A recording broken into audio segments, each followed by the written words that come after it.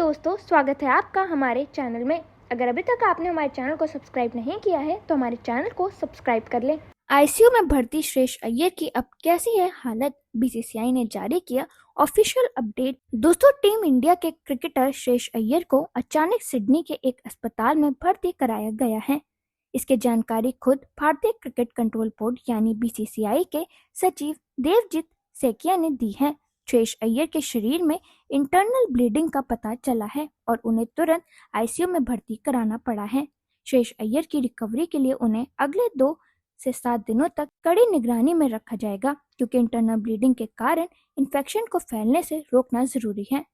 भारतीय cricket control board यानी BCCI Shreyas Iyer के माता पिता को ऑस्ट्रेलिया भेजने की तैयारी कर रहा है। दोस्तों, भारतीय क्रिकेट कंट्रोल बोर्ड के सचिव देवजीत सेकिया ने कहा, श्रेयस अय्यर को 25 अक्टूबर 2025 को सिडनी में ऑस्ट्रेलिया के खिलाफ तीसरे वनडे के दौरान फील्डिंग करते समय बाई पसली के निचले हिस्से में चोट लग गई थी। उन्हें आगे की जांच के लिए अस्पताल ले जाया गया।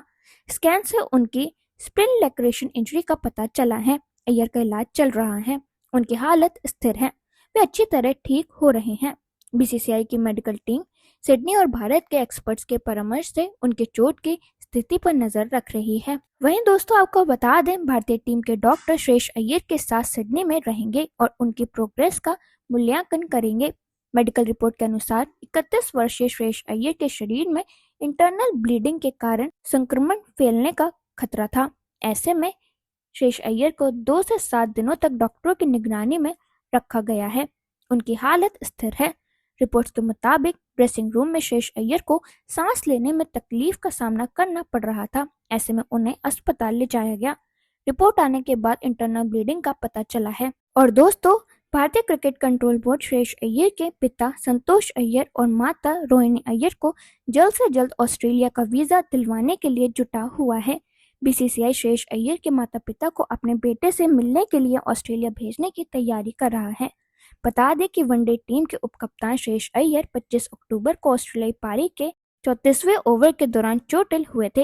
अय्यर इस ओवर की चौथी गेंद पर एलेक्स कैरी का कैच लपकने की कोशिश में जमीन पर गिर पड़े थे। हालांकि उन्होंने कैच को छूटने नहीं दिया और ऑस्ट्रेलियाई खिलाड़ियों को पवेलियन लौटना पड़ा, लेकिन टीम इंडिया को ये सफलता भारी पड़ गई। एक और एलेक्स कैरी पवेलियन लौट रहे थे तो दूसरी तरफ जमीन पर पड़े श्रेयस अय्यर दर्द से छटपटा रहे थे। इसके बाद उन्हें फिजियो के साथ मैदान से बाहर लौटना पड़ा। वहीं दोस्तों, इन सबके बीच लोगों के मन में एक सवाल आता है कि चोटिल प्लेयर का कौन उठाता है खर्चा। तो आपको बता दें, जब भी किसी विदेशी टूर पर कोई प्लेयर चोटिल होता है तब उसकी मेडिकल जांच का खर्चा बीसीसीआई उठाती है।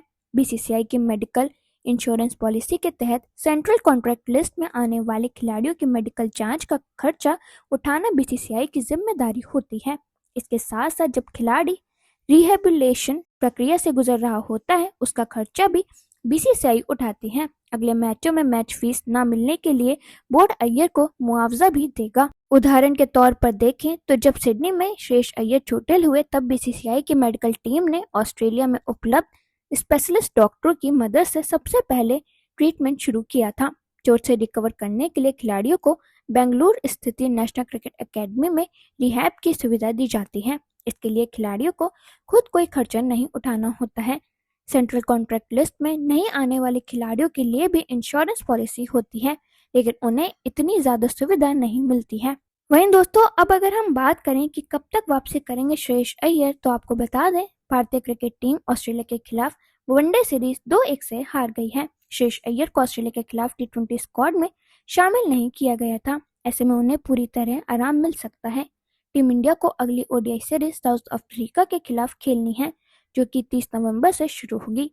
अय्यर की स्थिति पर बीसीसीआई के डॉक्टर्स ने नजरें बनाई हुई हैं, लेकिन अय्यर की इस समय की स्थिति को देखकर लग रहा है कि उन्हें साउथ अफ्रीका दौरे पर आराम मिल सकता है। दोस्तों, दक्षिण अफ्रीका के खिलाफ वनडे सीरीज के बाद टीम इंडिया न्यूजीलैंड के साथ ओडीआई सीरीज खेलेगी, जो कि 11 जनवरी से शुरू होगी। अब से 11 जनवरी तक श्रेयस अय्यर के पास करीब 2.5 महीने का समय है। अय्यर इस दौरान इंजरी से उभरकर फिर एक बार टीम के लिए वापसी कर सकते हैं। अय्यर पूरी तरह कब तक फिट हो जाएंगे, इसे लेकर अभी बीसीसीआई की तरफ से कोई बयान सामने नहीं आया है। तो दोस्तों, अब आप हमें कमेंट सेक्शन में जरूर बताना कि आपको क्या लगता है श्रेयस अय्यर कब क्रिकेट में अपनी वापसी कर सकते हैं।